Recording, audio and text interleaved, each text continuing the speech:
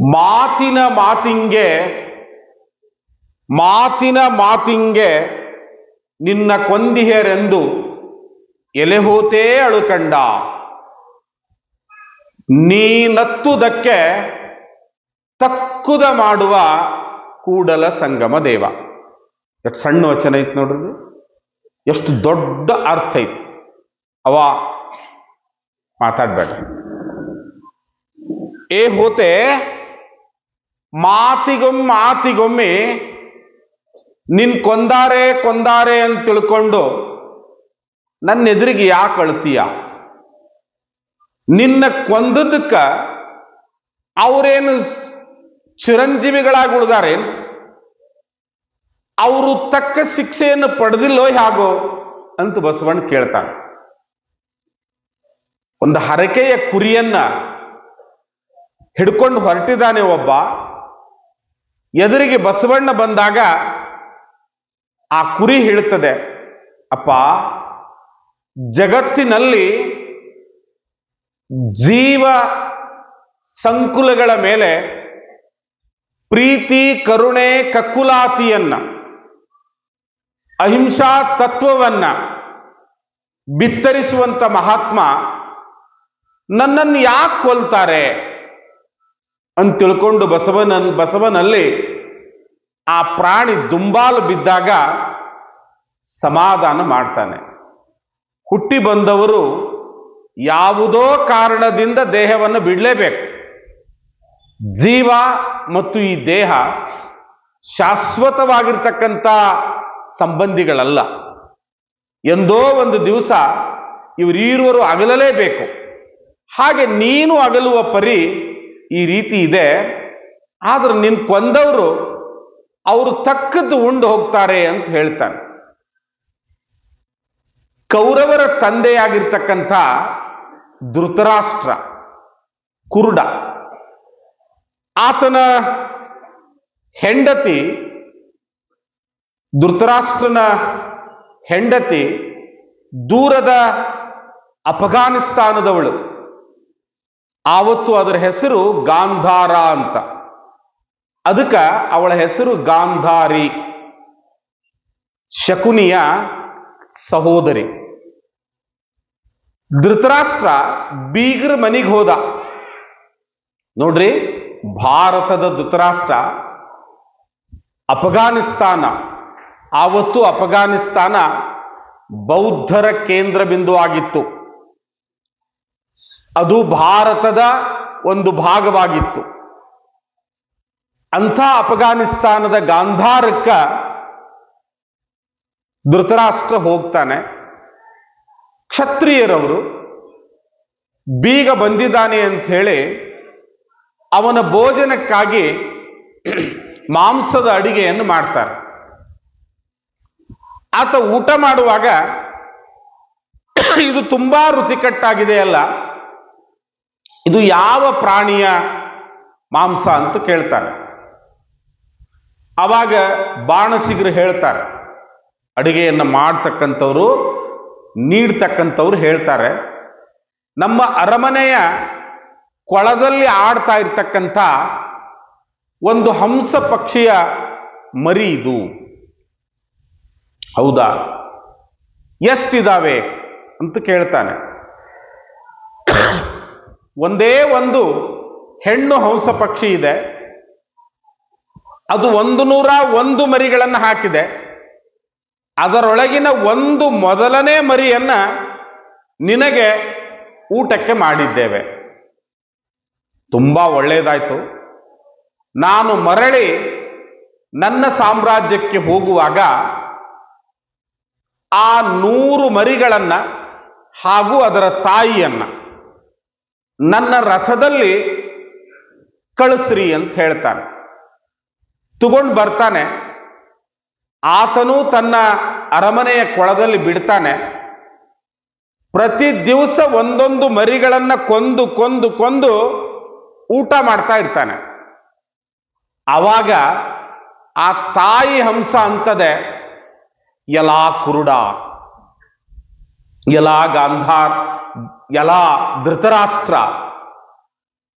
ನನ್ನ ಮರಿಗಳನ್ನ ನನ್ನ ಕಣ್ಣೆದುರಿಗೆ ಒಂದೊಂದನ್ನು ಹೆಂಗ ಕೊಂದಿ ತಿಂದೆಲ್ಲ, ಹಂಗ ನಿನ್ನ ಎದುರಿನಲ್ಲಿಯೇ ನಿನ್ನ 101 ಮಕ್ಕಳು ಒಬ್ಬೊಬ್ಬರು ಸತ್ತು ಹೋಗ್ಲಿ ಅಂತ ಮಾತು ಬಾರದೇ ಇರ್ತಕ್ಕಂಥ ಒಂದು ಪಕ್ಷಿಯ ಶಾಪ ಧೃತರಾಷ್ಟ್ರನಿಗೆ ತಲುಪಿರ್ಬೇಕಾದ್ರೆ, ನಮ್ಮದೇ ಮನೆಯಲ್ಲಿರುವ ನಮಗೇ ಜನ್ಮ ಕೊಟ್ಟಿರ್ತಕ್ಕಂಥ, ನಮ್ಮ ಒಡ ಹುಟ್ಟಿದಿರ್ತಕ್ಕಂಥ ಅಣ್ಣ ತಮ್ಮಂದಿರಿಗೆ, ಅಕ್ಕ ತಂಗಿಯರಿಗೆ, ತಂದೆ ತಾಯಿಗಳಿಗೆ, ಅತ್ತೆ ಮಾವಂದಿರಿಗೆ ನಾವು ಮಾಡಿರ್ತಕ್ಕಂಥ ಮೋಸ, ವಂಚನೆ, ದೌರ್ಜನ್ಯ ನಮಗೆ ಏನು ಕೊಡಬಹುದು ಅನ್ನೋದನ್ನ ನಾವು ತಿಳ್ಕೋಬೇಕು. ಹಿಂಸೆ ಅದೆಷ್ಟೇ ಚಿಕ್ಕದಿದ್ರೂ ಕೂಡ ಹಿಂಸೆನೆ. ಜೈನರಲ್ಲಿ ಒಬ್ಬ ಜನ್ನ ಅಂತ ಮಹಾಕವಿ ಬರ್ತಾನೆ. ಆತ ಯಶೋಧರ ಚರಿತೆ ಅಂತ ಒಂದು ಕಾವ್ಯವನ್ನು ಬರೀತಾನೆ. ಜೈನ ಕಾವ್ಯಗಳು ಉಸಿರಿನ ಮೂಲಕವೂ ಕೂಡ ಹಿಂಸೆಯಾಗದಿರಲಿ ಎಂಬ ಅತ್ಯಂತ ಪಾವಿತ್ರತೆಯಿಂದ ಕೂಡಿದ ಕಾರಣ ಸನಾತನವಾಗಿ ಬೆಳೆದು ಬಂದಿರತಕ್ಕಂಥ ಜೈನ ಧರ್ಮ ಸಂಖ್ಯೆಯಲ್ಲಿ ತೀರ ಕಡಿಮೆ ಆಯಿತು. ಈ ವಿರಕ್ತ ಅಂತ ಹೇಳ್ತೀವಲ್ಲ, ವಿರತಿ ಅಂತ ಹೇಳ್ತೀವಲ್ಲ, ಇದರ ಅತ್ಯಂತ ಮೂಲ ಪರಿಕಲ್ಪನೆಯನ್ನು ಕೊಟ್ಟಿರ್ತಕ್ಕಂಥವರು ಜೈನರು. ಒಳ್ಳೆಯದು ಎಲ್ಲಿದ್ರೂ ಕೂಡ ಅದನ್ನ ಹೊಗಳಬೇಕು, ಅದನ್ನು ಸ್ವೀಕಾರ ಮಾಡಬೇಕು. ಕೆಟ್ಟದ್ದು ನನ್ನ ಹತ್ತಿರ ಇದ್ರೂ ಕೂಡ ಅದನ್ನು ದೂರೀಕರಿಸ್ಬೇಕು. ಅಂಥ ಜನ್ನ ತನ್ನ ಯಶೋಧರ ಚರಿತೆಯಲ್ಲಿ ಒಂದು ಕಥೆ ಬರ್ಕೊಂತ ಬರ್ತಾನೆ. ಆ ಕಥೆಯಲ್ಲಿ ಒಂದು ಆಕಳನ್ನು ಬಲಿ ಕೊಡುವಂತ ಸನ್ನಿವೇಶ ಬರ್ತದೆ. ಕಥೆಯಲ್ಲಿ ಅವ ನಿಜವಾದ ಆಕಳನ್ನು ಬಲಿ ಕೊಡೋದಿಲ್ಲ. ಕಥೆಯೊಳಗೆ ಹಿಟ್ಟಿನ ಆಕಳನ್ನು ಮಾಡಿ, ಹಿಟ್ಟಿನ ಖಡ್ಗವನ್ನು ಮಾಡಿ, ಅದರಿಂದನೇ ಆಕಳನ್ನು ಬಲಿ ಕೊಡ್ತಕ್ಕಂಥ ದೃಶ್ಯವನ್ನು ಬರೀತಾನೆ ಆತ. ಅತ್ಯಂತ ಅಹಿಂಸೋ ಪರಮೋ ಧರ್ಮ ಅಂತಿರ್ತಕ್ಕಂಥ ಜನ್ನ ಒಂದು ದಿವಸ ದೇಹ ಬಿಡ್ತಾನೆ. ಎಲ್ಲರೂ ಈ ಭೂತಾಯಿ ಇಲ್ಲಿಗೆ ಬರುವಾಗ ತನ್ನ ಪಂಚಭೂತಗಳಿಂದ ನಮಗೊಂದು ಕಾಯ ಕೊಟ್ಟಿರ್ತಾಳೆ. ತಾಯಿಯಾದವಳು ನಿಮಿತ್ತ ಮಾತ್ರಳು. ಅವಳ ಗರ್ಭದಲ್ಲಿ ಈ ಎಲ್ಲ ಪಂಚಭೂತಗಳು ಸೇರಿ ಆ ಮಾಂಸದ ಮುದ್ದೆಗೆ ಒಂದು ಆಕಾರವನ್ನು ಕೊಟ್ಟಿರ್ತಕ್ಕಂಥ ಮಹಾತಾಯಿ ಭೂತಾಯಿ ಆದರೆ, ಇನ್ನೊಬ್ಬ ತಾಯಿ ಹಡೆದ ತಾಯಿ. ಹೀಗಾಗಿ ಒಂದು ದಿವಸ ಆ ಭೂಮಿಗೆ ನಾವು ಅಗ್ನಿಯ ಮೂಲಕವೋ ಅಥವಾ ಅವಳ ಗರ್ಭದಲ್ಲಿಯೋ ಹೋಗಲೇಬೇಕು. ಆದರೆ ಸೂಕ್ಷ್ಮಕಾಯ ಮಾತ್ರ ಅದು ಎಲ್ಲಿಂದ ಬಂದಿರ್ತದೆ ಅಲ್ಲಿಗೆ ಹೋಗ್ತದೆ. ನಾವು ತಪ್ಪು ಕರ್ಮಗಳನ್ನು ಮಾಡಿದ್ರೆ ಆ ದಾರಿ ಬಿಟ್ಟು ಬೇರೆ ದಾರಿಗೆ ಹೋಗ್ತದೆ. ದೇರ್ ಆರ್ 2 ways, ಒಂದು ಸ್ವರ್ಗ, ಇನ್ನೊಂದು ನರಕ. ನಮ್ಮ ಪುಣ್ಯದ ಡಿಪಾಸಿಟ್ ಜಾಸ್ತಿ ಇತ್ತಂದ್ರೆ ಇಟ್ ಲೀಡ್ಸ್ ಟು ಸ್ವರ್ಗ. ಪುಣ್ಯದ ಡಿಪಾಸಿಟ್ ಕಡಿಮೆ ಇತ್ತು, ಪಾಪ ಕರ್ಮಗಳು ಹೆಚ್ಚಿದ್ದು ಅಂದ್ರೆ ನಾವು ನರಕಕ್ಕೆ ಹೋಗ್ತೀವಿ. ಇದು ನಮ್ಮ ಸನಾತನ ಎಲ್ಲಾ ಧರ್ಮಗಳು ಒಪ್ಪಿಕೊಂಡು ಬಂದಿರತಕ್ಕಂಥ ಸಂಗತಿ.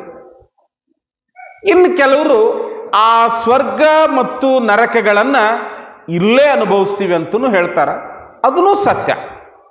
ಯಾಕಂದ್ರೆ ಬಹಳಷ್ಟು ಜನ ಇಲ್ಲಿ ವಯಸ್ಸಿನ ದಂಡಿ ಒಳಗದೀವಿ. ಅಂದ್ರೆ ನಿಮ್ಮ ಅನುಭವದಲ್ಲಿ 100 ಜನರು ನೋಡಿರಿ ನೀವು. ಅವರು ಅವಾಗ ಹೆಂಗಿದ್ರು ಈಗ ಹೆಂಗದಾರ ಅನ್ನೋದನ್ನ ನೋಡಿದಿರಿ. ಇದೇ ವಿಜಾಪುರದೊಳಗೊಬ್ರು ಕೆನರಾ ಬ್ಯಾಂಕ್ ಮ್ಯಾನೇಜರ್ ಇದ್ರು. ಅವರು ಕೋಟಿಗಟ್ಟಲೆ ಗಳಿಸಿದ್ರು. ಬೇಕಿದ್ರೆ ಅವ್ರ ಸರ್ನೇಮ್ ಕೂಡ ಹೇಳಿಬಿಡ್ತೀನಿ, ಸಾರ್ವಜನಿಕವಾಗಿ ಹೇಳಬಾರ್ದು ಅನ್ನೋ ಕಾರಣಕ್ಕೆ ಹೇಳೋದಿಲ್ಲ. ಅವರೊಬ್ರು ಬ್ಯಾಂಕ್ ಮ್ಯಾನೇಜರ್ ಇದ್ರು, ಕೋಟಿಗಟ್ಟಲೆ ಗಳಿಸಿದ್ರು. ಹೆಂಗ್ ಗಳಿಸ್ಬೇಕಂತ ಕಲೀಲಾಕ ಅವ್ರ ಕಡೆ ಬೇರೆ ಬೇರೆ ಮ್ಯಾನೇಜರ್ಗಳು ಪಾಠ ಹೇಳಿಸ್ಕೊಂತಿದ್ರು. ಅಷ್ಟು ಹೇಗೆ ಕಟ್ ಮಾಡಬೇಕನ್ನೋದನ್ನ. ಆದ್ರೆ ಕೊನೆಗೆ ಆ ಮನುಷ್ಯ ಲಿಂಗಸೂರಿನ ಸಂತೆಯಲ್ಲಿ ಗಂಡ ಹೆಂಡತಿ ಇಬ್ರು ತೆಲ್ಮ್ಯಾಗ ಬೆಲ್ಲ ಮಾರಿದ್ರು. ಬದುಕ್ ಮಾಡ್ಲಿಕ್ಕೆ ತಲೆಮ್ಯಾಲ ಬೆಲ್ಲ ಹೊತ್ಕೊಂಡು ಮಾರಿ ಅದಕ್ಕೆ ಬಂದಿರತಕ್ಕಂಥ ದುಡ್ಡಿನಿಂದ ಜೀವನ ಸಾಗಿಸ್ತಿದ್ರು. ಎಂಥ ಬೆಲ್ಲ ಅಂದ್ರ ಕೆಲವರು ಈ ಬೆಲ್ಲವನ್ನ ಶರೆ ತಯಾರು ಮಾಡಕ್ ಬಳಸ್ತಾರ. ಅಂಥವರ ಓಣಿಗಳಿಗೆ ತಾಂಡಗಳಿಗೆ ಹೋಗಿ ಬೆಲ್ಲ ಮಾರಿ ಜೀವನ ಸಾಗಿಸಿದ್ರು. ಕೊನೆಗೆ ಅವರಿಗೆ ಆತ್ಮಹತ್ಯೆ ಒಂದೇ ಉಳಿದಿತ್ತು. ಅದಕ್ಕೆ ಪುಣ್ಯಾತ್ಮರೇ ಪುಣ್ಯದ ಕರ್ಮಗಳನ್ನೇ ಮಾಡಬೇಕು ಹೊರತು ಪಾಪ ಕರ್ಮಗಳನ್ನ ಮಾಡಬಾರ್ದು. ಹಾಗಾಗಿ ಬಸವಣ್ಣ ಹೇಳ್ತಾನೆ, ದಯವಿಟ್ಟು ಅಲ್ಲಿ ಯಾರ ಬರ್ರಿ ಬರ್ರಿ, ಮಾತಿನ ಮಾತಿಂಗೆ ನಿನ್ನ ಕೊಂದಿಹರೆಂದು ಎಲೆ ಹೋತೇ ಅಳುಕಂಡ, ನೀನತ್ತುದಕ್ಕೆ ತಕ್ಕುದನ ಮಾಡುವ ಕೂಡಲ ಸಂಗಮ ದೇವ. ನಾನು ಹೇಳ್ತಾ ಇದ್ದೆ, ಜನ್ನ ಪ್ರಾಣವನ್ನು ಬಿಡ್ತಾನೆ. ಆತನ ಸೂಕ್ಷ್ಮ ತನುವನ್ನ ಶಿವನ ಪಾಲಕರು ಬಂದು ತೆಗೆದುಕೊಂಡು ಹೋಗ್ಲಿಕ್ಕೆ ಬರ್ತಾರೆ. ಶಿವದೂತರು ಬರ್ತಾರೆ, ಕೂಡ್ರಿ. ಆವಾಗ ಶಿವದೂತರಿಗೆ ಯಮದೂತರು ಎದುರಾಗ್ತಾರ. ಇಲ್ಲ, ಈ ವಸ್ತು ನಮ್ಮದು ಅಂತ ಹೇಳ್ತಾರ ಅವರು. ಅವಾಗ ಇಬ್ಬರಿಗೆ ವಾದ ಆಗ್ತದ. ಅಲ್ಲ, ಜೀವನದಲ್ಲಿ ಕಿಂಚಿತ್ ಹಿಂಸೆಯನ್ನು ಮಾಡದೇ ಇರ್ತಕ್ಕಂಥ ಜೈನ ಮತದಲ್ಲಿ ಹುಟ್ಟಿರ್ತಕ್ಕಂಥ ಜನ್ನ ಅದು ಹೇಗೆ ನರಕಕ್ಕೆ ಭಾಜನವಾಗ್ತಾನೆ? ಇಲ್ಲ, ನೀವು ಲೆಕ್ಕ ತಪ್ಪೈತ್ ನಿಮ್ದು, ಕರೆಸ್ರಿ ಚಿತ್ರಗುಪ್ತನ ಅಂತ ಕರೀತಾರ. ಕರೆಸಿ ಲೆಕ್ಕ ಜಮಾ ಖರ್ಚು ಮಾಡ್ತಾರ. ಮಾಡಿದಾಗ ಪಾಪದ ಅಕೌಂಟ್ನೊಳಗ ಈ ಹಿಟ್ಟಿನ ಆಕಳ ಮಾಡಿ ಹಿಟ್ಟಿನ ಖಡ್ಗದಿಂದ ಕೊಂದಿರ್ತಕ್ಕಂಥದ್ದನ್ನ ಲೇಖನಿಯಲ್ಲಿ ಬರೆದಿರ್ತಾನಲ್ಲ, ಇವನ ಮನಸ್ಸಿನಲ್ಲಿ ಆದರೂ ಹಿಂಸೆ ಆದಲ್ಲ, ಅದಕ್ಕೆ ನರಕವನ್ನು ಈತ ನೋಡಿ ಹೋಗ್ಲೇಬೇಕು ಅಂತಾರಂದ್ರ ನಾವು ಹೇಗಿರ್ಬೇಕು ಆಲೋಚನೆ ಮಾಡ್ರಿ. ಹೀಗಾಗಿ ಬಸವಾದಿಗಳು ಇದನ್ನು ಎಷ್ಟೊಂದು ಖಂಡಿತವಾಗಿ ಅತ್ಯಂತ ಪ್ರಬಲವಾಗಿ ಪ್ರತಿಪಾದಿಸ್ತಾರೆ ಅಂತ ಹೇಳಿದ್ರೆ, ದೇಹವಾ ದಂಡಿಸದೆ, ಚಂದ ಕೇಳ್ರಿ, ಇದನ್ನ ವಿವರಣೆ ಮಾಡಲಿಕ್ಕೆ ಸಮಯ ಇಲ್ಲ ನಮ್ಮ ಹತ್ರ. ದೇಹವಾ ದಂಡಿಸದೆ ಉದ್ದಂಡ ವೃತ್ತಿಯಲ್ಲಿ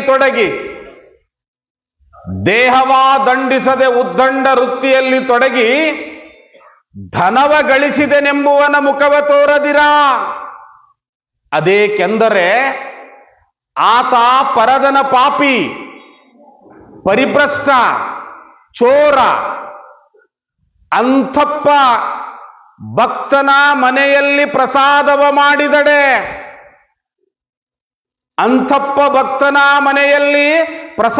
ಮಾಡಿದಡೆ, ಹುಲಿ ಕಪಿಲೆಯ ತಂದು ಮಿಕ್ಕುದನು ಹುಚ್ಚು ನಾಯಿ ತಿಂದಂತೆ.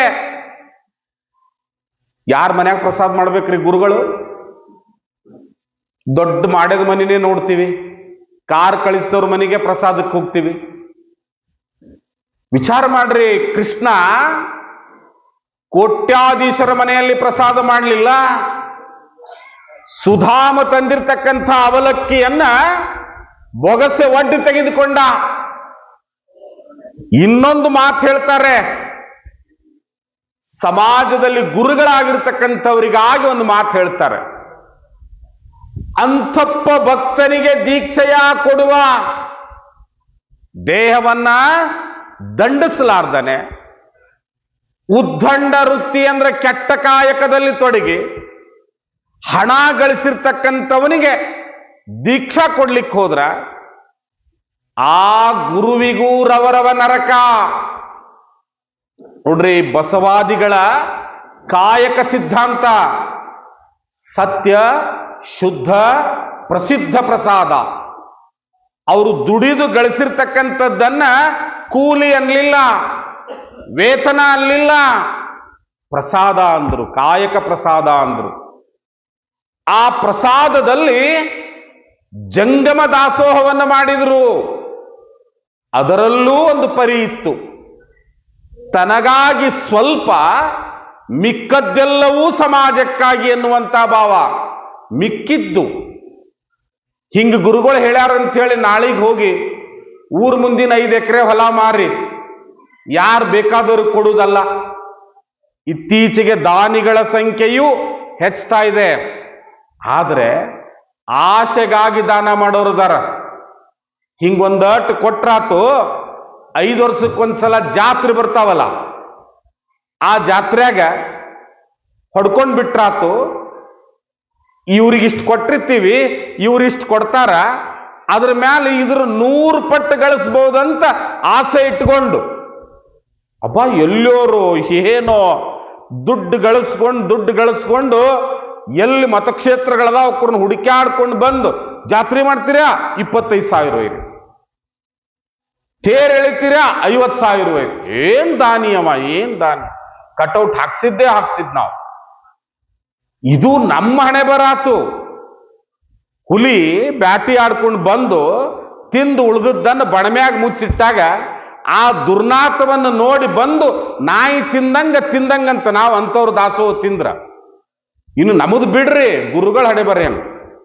ಅಂಥವ್ರಿಗೆ ದೀಕ್ಷೆ ಕೊಟ್ಟಿರ್ತಕ್ಕಂಥ ಗುರುವಿಗೆ ಗುರು ಮದಿವಿಲ್ಲ, ಸದಾ ಅಷ್ಟಾವರಣ, ಪಂಚಾಚಾರ, ಶತಸ್ಥಲಗಳ ಮೂಲಕ ನಡೆದಿರ್ತಕ್ಕಂಥ ಗುರು ಅಪ್ಪಿ ತಪ್ಪಿ ದೊಡ್ಡ ಪಾಪಿಗೆ, ಬಹಳ ಪಾಪ ಮಾಡಿ ಗಳಿಸ್ತವನಿಗೆ ದೀಕ್ಷಾ ಕೊಟ್ರೆ. ನಮ್ಮಪ್ಪ ಗಾನಯೋಗಿ ಪಂಡಿತ ಪುಟ್ಟರಾಜ ಕವಿಗವಾಯಿಗಳನ್ನ ಭೇಟಿ ಆಗ್ಲಿಕ್ಕೆ ಡಾಕ್ಟರ್ ರಾಜ್ಕುಮಾರ್ ಅವರು ಬಂದ್ರು. ನಮ್ಮನಿಗೆ ಬಂದ್ರೆ ಹೆಂಗಿರ್ತದ್ರಿ, ಬರುದು ಗೊತ್ತಾಗಿ ಬಿಟ್ರ ಅಲ್ಲಿ ಯಾವುದು ಹುಬ್ಬಳ್ಳಿ ಸರ್ಕಲ್ನಾಗ ಹಾಡ ಹಾಡಿದ್ದಕ್ಕೆ ಹೇಳ್ತೀವಲ್ಲ, ಆ ಹಾಡ ಹಾಡ್ದವ್ರು ಯಾರದಾರ, ಆ ಹಾಡ್ದಾಗ ಬಾರಿಸಿದವ್ರು ಯಾರದಾರ, ಎಲ್ಲರನ್ನು ಕರೆಸಿ 1,00,000 ರೂಪಾಯಿ ಖರ್ಚಾಗಲ್ದಕ್ಕೆ ರಾಜ್ಕುಮಾರ್ ನಮ್ಮ ಮನೆಗೆ ಬರ್ತಾನ ಅಂತಿದ್ದೀವಿ ನಾವು. ಅಜ್ಜ ಅವ್ರು ಹೇಳಿದ್ರು, ಬಂದಿದ್ದಾರೆ, ನಮ್ಮ ಪೂಜೆ ಆಗುವವರೆಗೆ ಹೊರಗೆ ಕುಡಿಸ್ರಿ.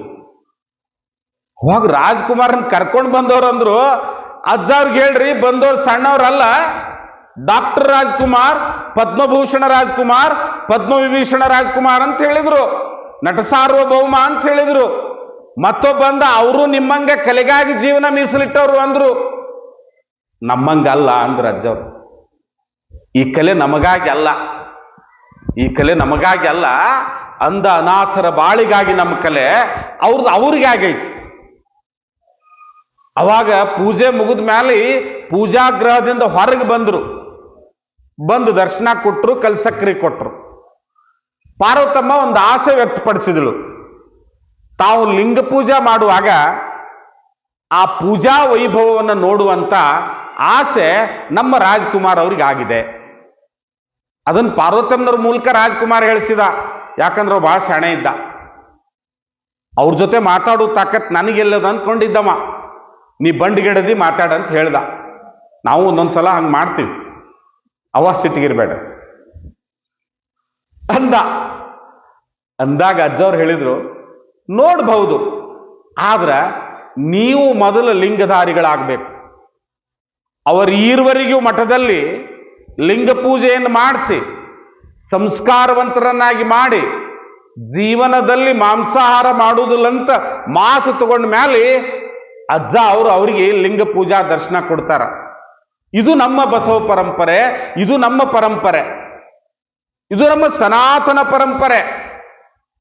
ಹರಪ್ಪ ಮೊಹಂಜೋದಾರಿಂದ ಹಿಡ್ಕೊಂಡು ಇಂಡೋನೇಷಿಯಾದ ಲಿಂಗ ಸಂಸ್ಕೃತಿಯಿಂದ ಹಿಡ್ಕೊಂಡು ಬಂದಿರತಕ್ಕಂಥ ಭಾರತದ ಅಹಿಂಸಾ ಪರಮೋ ಧರ್ಮ ಅನ್ನುವಂಥ ಒಂದು ಪವಿತ್ರವಾಗಿರ್ತಕ್ಕಂಥ ಸಂಸ್ಕಾರ ಇದು.